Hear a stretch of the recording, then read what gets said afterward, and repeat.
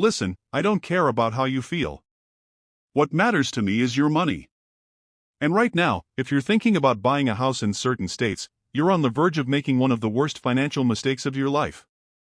I'm Kevin O'Leary, and I've made millions in real estate, and I've lost millions too. The difference between winning and losing always comes down to one thing: data. Cold, hard, and sometimes ugly data. And the data I'm seeing right now is screaming at me. It's telling me there are 5 states in this country where you absolutely should not put your hard-earned capital into residential real estate. Not this year. Not even if someone held a gun to your head. But before I reveal which states are on my do not buy list, I need you to do something for me. If protecting your wealth matters to you, if making smart financial decisions matters, then hit that subscribe button right now. Smash it. This channel is about financial survival. It's about making sure you don't get destroyed in the marketplace while everyone else keeps telling you everything is fine. We deal in truth here, nothing else. So subscribe, become a member, join this community, because what I'm about to share is something most financial advisors won't dare say. Let's make this crystal clear: a house is not an investment. I know, your parents told you it was. Your real estate agent tells you the same. But I'm telling you the truth: a house is where you live. It's a consumption item. It drains your money every single month. Property taxes, insurance, maintenance, the roof, the furnace, the foundation, it's a cash-eating monster. So, can real estate actually be a smart investment? Absolutely. I personally own real estate all around the globe, but only when you buy in the right location, at the right time, and with the right fundamentals. Right now, in these 5 states, those fundamentals aren't just weak, they're catastrophically broken. Here's something most people fail to understand: when you buy a house, you're not just acquiring 4 walls and a roof. You're stepping into an entire economic ecosystem. You're buying into the tax system. You're buying into regulatory policies. You're buying into the local labor market. And most critically, you're buying into migration trends. Where are people moving? Where are companies relocating? Where is the capital flowing? These are the real factors that determine whether your house appreciates in value or becomes a financial anchor dragging you down. I've been in this game for 40 years. I've witnessed booms and busts that would make your head spin. I've seen people buy at the peak thinking they were financial geniuses, only to watch their net worth vanish. I've also seen disciplined investors stay patient, wait, and buy when everyone else was panicking. The difference between the winners and the losers isn't luck, it's discipline. It's the ability to analyze the numbers and ignore all the noise.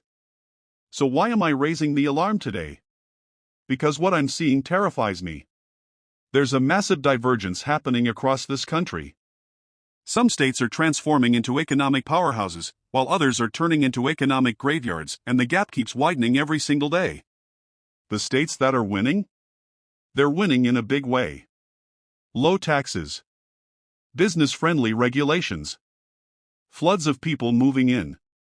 Capital pouring in. Jobs being created faster than ever. And the states that are losing? They're not just losing, they're losing catastrophically. High taxes. Businesses fleeing. Population shrinking. Infrastructure falling apart. And real estate markets on the verge of being completely destroyed. Now, I know what you're thinking: Kevin, you're exaggerating. It can't be that bad. Oh, but it is. And I'm going to show you exactly why with numbers. Not emotions. Not politics. Not wishful thinking. Just cold, hard numbers. Because numbers never lie. People lie. Politicians lie. Real estate agents lie. But numbers? Numbers tell the truth. Here's the reality of real estate markets: they move slowly, until they don't. For years, a market can look stable. Prices may be flat or rising slightly, and everyone assumes everything is fine. But underneath, the fundamentals are decaying. Businesses are leaving. Young people are leaving. The tax base is shrinking. And then, one day, boom. The market breaks. When it breaks, it doesn't just dip 10 or 20%. It can drop 30, 40, even 50%. If you bought at the peak, your equity evaporates. You're underwater on your mortgage. You can't sell. You can't move. You're trapped. This is exactly what I'm trying to prevent for you. This is why I made this video. I can already see the cracks forming. I can see which states are on the edge of a cliff. And I don't want you to be the person left holding the bag when it happens.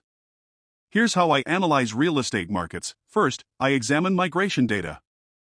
Are people moving in, or are they moving out? If net migration is negative, that's an immediate red flag.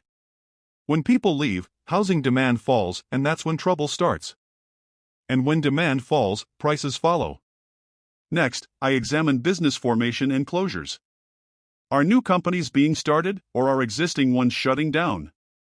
Are major employers staying put, or are they leaving? Third, I analyze the tax environment. Are taxes rising or falling? Taxes are a cost, and in real estate, costs matter. Fourth, I evaluate regulations. How easy is it to build new housing? How simple is it to operate a business? Because if building and doing business is difficult, that's a serious problem. Fifth, I review debt levels. How much debt is carried by the state? How much debt do local municipalities hold? That debt needs to be repaid, and it's repaid through higher taxes, which drives more people away. When I run all 5 of these factors through my analysis, 5 states emerge as total disasters. These are states where every key metric is flashing red. Buying a house in one of these states isn't an investment, it's like setting your money on fire. Now, I'm going to break down each of these states for you. I'll show you exactly why they're on my avoid list. I'll give you the data. I'll show you the trends. And I'll explain what happens next. This isn't just about real estate, it's about the future of America. We're witnessing a massive shift in economic power. The states that fail to adapt, the ones that continue doing the same things driving people away, are going to become economic wastelands. Before I reveal the first state, you need to understand one thing: this isn't about politics. I don't care if you're a Democrat or a Republican. I care about your money. I care about whether you're making smart choices or foolish ones. And buying a house in the wrong state right now? That's a foolish choice. Period. End of story. So here's what I need from you: put your emotions aside. Focus on the facts. I need you to be completely honest with yourself about what's really happening. Because the real estate market doesn't care about your feelings. It doesn't care if you love the weather, or if your family has roots there. It only responds to supply and demand. And right now, in these 5 states, demand is collapsing. Are you ready? Are you ready to see which states are turning into financial quicksand? Good. Let's start with the first one. State number 1, California. Before you start yelling at me in the comments, let me be clear: I love California. I've made huge profits there. I have ongoing investments in California. But I'm telling you this: if you're an ordinary person thinking about buying a primary home there, you're making a mistake. Here's why. The tax burden in California is absolutely suffocating. State income tax can reach nearly 14% in the top bracket. Property taxes, sales taxes, gas taxes, you're paying taxes on taxes. And what do you get in return? Roads falling apart, failing schools in many districts, a homelessness crisis spinning out of control, and wildfires that grow worse every year. But the real problem? The migration data is alarming. For years, California has had negative domestic migration. More Americans are leaving California than moving in. And who's leaving? The middle class, the people who actually pay taxes, work hard, and build businesses. They're fleeing to Texas, Florida, Tennessee, Nevada. Why? Because they're fed up with being crushed by taxes. They're fed up with regulations that make doing business nearly impossible. They're tired of paying $2 million for a house that would cost $400,000 anywhere else. Now, some people say, but Kevin, California has tech companies. California has Hollywood. California has amazing weather. Yeah, I get it. But here's the reality: tech companies are opening massive offices in Austin and Miami. Hollywood is filming in Georgia and New Mexico thanks to tax incentives. And the weather? It doesn't matter if you can't afford to live there. Let me make something clear about real estate: location matters, but value matters even more.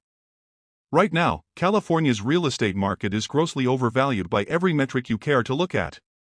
Price-to-income ratios are sky-high. Price-to-rent ratios are off the charts.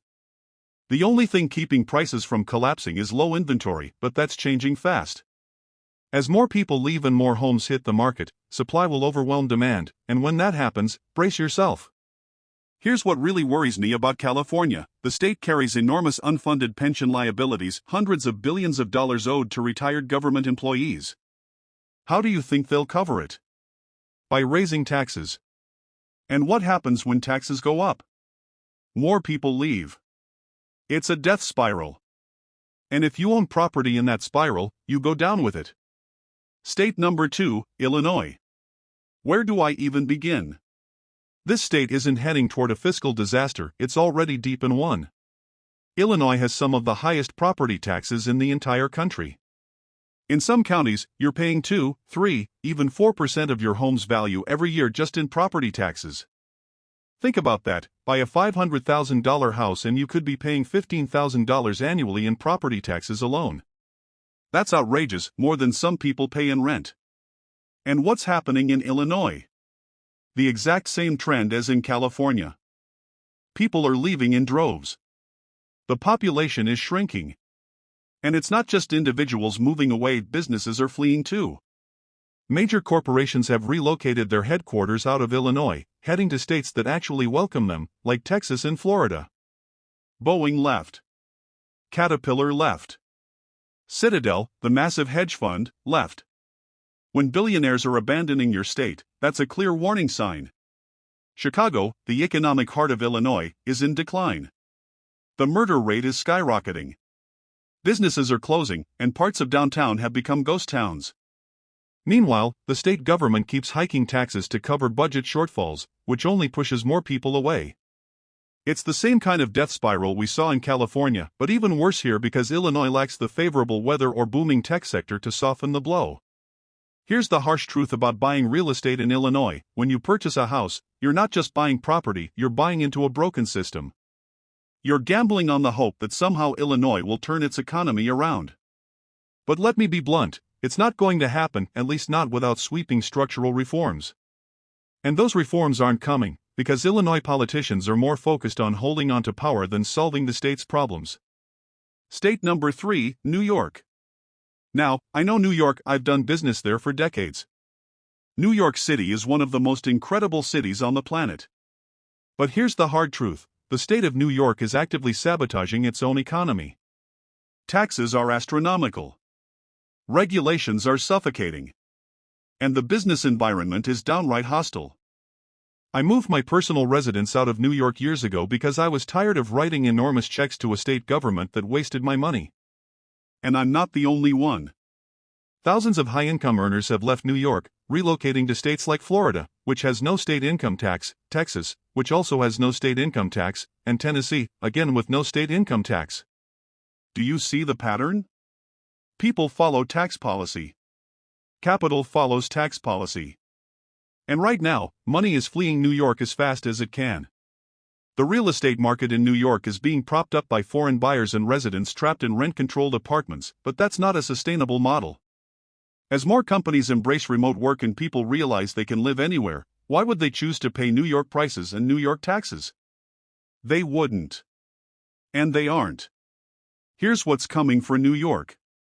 The tax base will continue shrinking as high earners leave.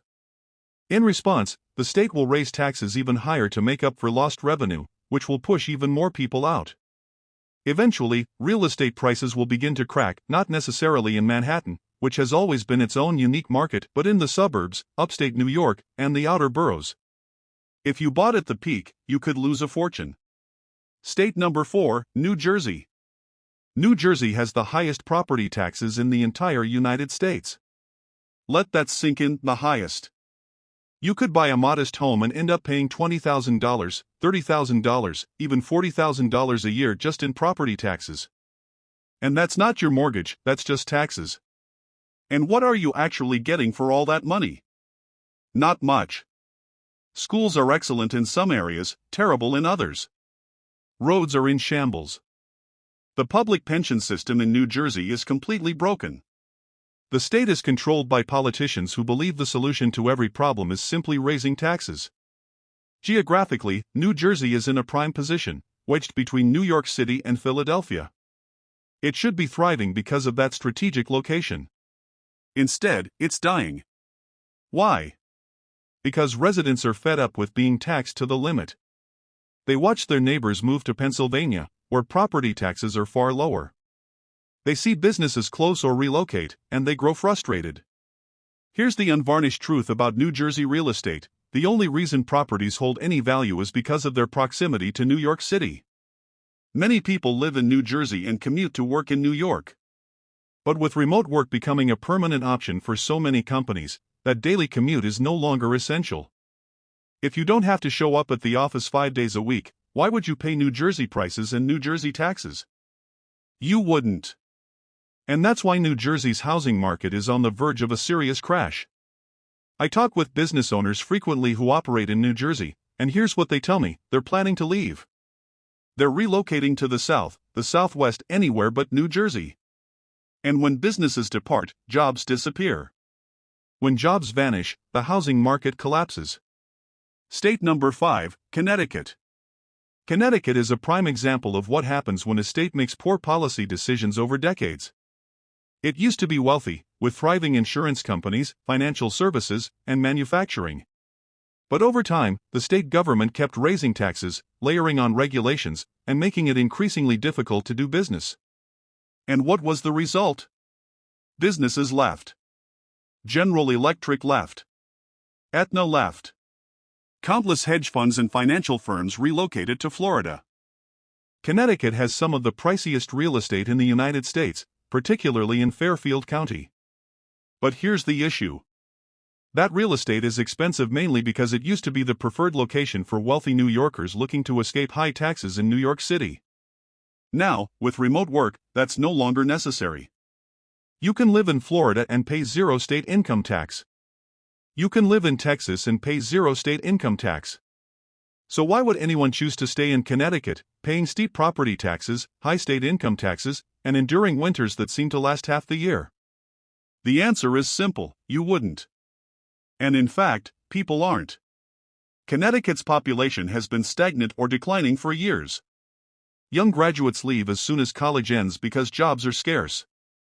Wealthy retirees leave to avoid the crushing tax burden.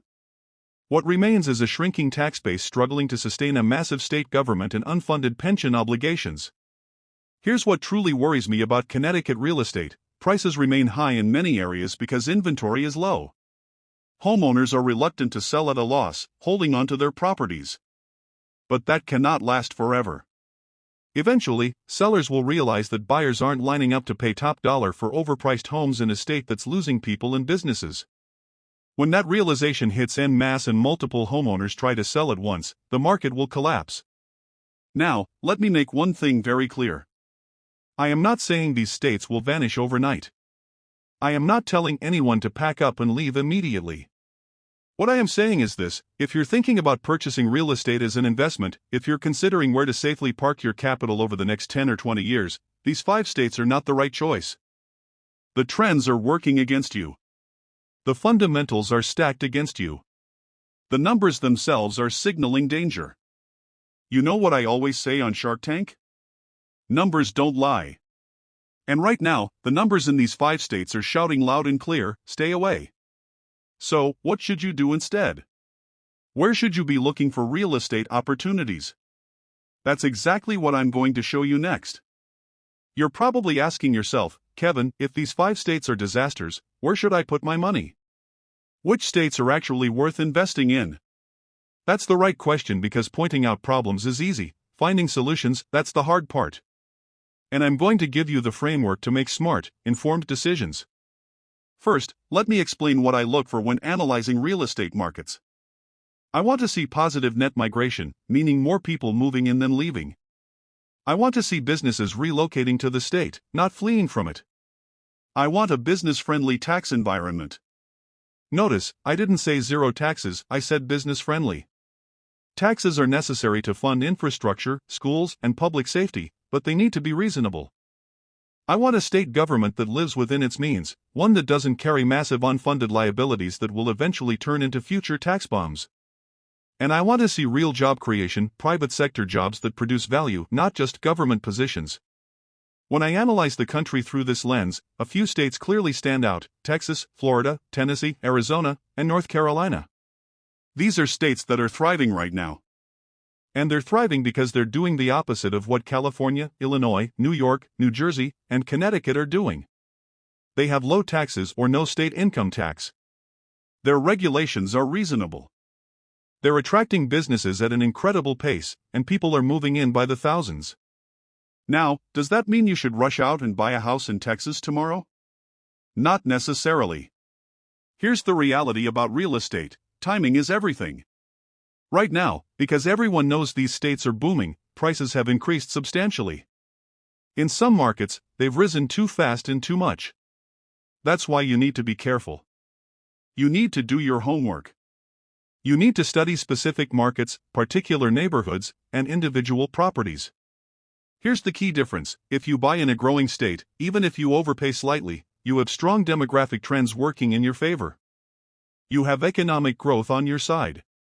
You have migration patterns supporting your investment. Over time, those fundamentals will help you recover and prosper.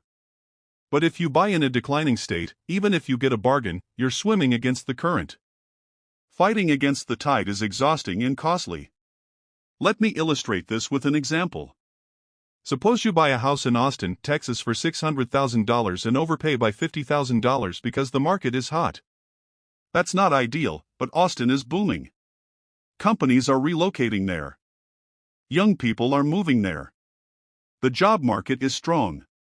In 5 to 10 years, that $50,000 overpayment won't matter because the market will have grown past it. Now, let's say you buy a house in Hartford, Connecticut for $400,000 and score a great deal because the sellers were desperate. You might think you're clever. But in 5 or 10 years, that same house could be worth $350,000 because Hartford's population is shrinking. The economy is weak. People are leaving. You got a good price on a bad investment. This is the crucial lesson most people fail to understand about real estate. Price is what you pay, but value is what you actually get. And value is determined by fundamentals, not by emotions or nostalgia. I don't care if you adore the neighborhood or if you have fond memories of visiting it as a child. The market doesn't care about your feelings. The market only responds to supply and demand. Now, let's discuss another critical factor happening right now: interest rates. Many people are panicking about rates. They're asking, "Kevin, interest rates are higher than they've been in years. Should I wait to buy?" Here's what I tell them: interest rates matter, yes, but they are not the only factor to consider. In fact, higher interest rates sometimes create opportunities because they intimidate other buyers. When fear dominates the market, that's when deals emerge. But here's the crucial point: you still have to buy in the right location. A high interest rate on a property in a growing market is far better than a low interest rate on a property in a declining market. Why? Because in a growing market, you can refinance later when rates drop. In a dying market, you're stuck with a depreciating asset regardless of the rate. I've been investing in real estate for 40 years. I've experienced rates as low as 3% and as high as 18%. And here's the lesson I've learned: the rate matters far less than location. Always, without exception. A strong property in a strong market will generate profit at almost any interest rate. A weak property in a weak market will lose money even if the rate is zero. So here's my advice: if you're considering buying a house, stop thinking of it merely as a place to live. Start thinking of it as a business decision, because that's exactly what it is. You are committing hundreds of thousands of dollars in capital. You are taking on long-term debt. You are accepting financial risk. This is a business deal, so treat it like one. Do your homework. Study migration trends. Analyze the business environment. Examine tax policies. Review the employment market. Check the state's financial stability. Look at crime statistics. Evaluate school systems. Assess infrastructure quality. Then make your choice using facts, not emotions, because I guarantee the market punishes emotional decisions every single time. Now, I know some of you are thinking, but Kevin, I already own property in one of those 5 states. What am I supposed to do? That's a difficult situation, because selling real estate is expensive. You have agent commissions, closing fees, moving costs, and if you purchased recently, you might even owe more than the home is worth. So I'm not telling you to panic and sell immediately, but I am telling you to build a strategy. If you're young and flexible, if you don't have deep roots tying you to that location, seriously think about relocating. Start looking for opportunities in growing states. Seek jobs in expanding markets, because your greatest asset is not your house, it's your ability to earn income. And you want to be where economic opportunity is increasing, not shrinking. If you're older, nearing retirement, or you have family obligations that make moving difficult, then you must be realistic about your property's value. Don't assume it will automatically rise in price. Don't assume you'll sell it for a massive profit. Prepare for the possibility that it could be worth less when you're finally ready to sell. Make certain that your retirement strategy does not rely on pulling equity from a home that may not even exist in the future. And if you are a landlord, if you own rental property in any of these states, monitor your numbers with extreme discipline. The moment your cash flow turns negative, the moment that property stops producing profit, you need to exit. Do not sit there waiting and hoping conditions will improve. In a shrinking market, hope is not a plan, hope is how people go broke. Here is what you need to understand. The American economy is in the middle of a major transformation. Economic power is shifting away from the old, legacy states and moving toward new, fast-growing regions. This is not temporary. This is not a short-term fluctuation. This is a structural realignment that will unfold over many decades. And real estate markets are already reflecting this change. The states that support free market principles, maintain low taxes, welcome business investment, and treat residents like valued customers instead of controlled subjects, those states will prosper. The states that continue to raise taxes, increase regulation, and treat businesses with hostility will continue to weaken.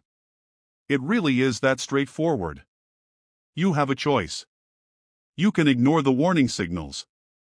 You can pretend everything is fine. You can purchase a home in California, Illinois, New York, New Jersey, or Connecticut and simply hope that somehow everything will work out. Or you can study the data, accept the reality in front of you, and make a smart decision that safeguards your wealth and positions you for long-term success. I have achieved a high level of success in my life, and here is the real reason why. It is not because I am smarter than everyone else. It is because I am willing to face uncomfortable truths. I am willing to change my opinion when the facts change. And I am willing to go against the crowd when the crowd is wrong. At this moment, the majority is mistaken about real estate in these 5 states. Now I need you to do something for me.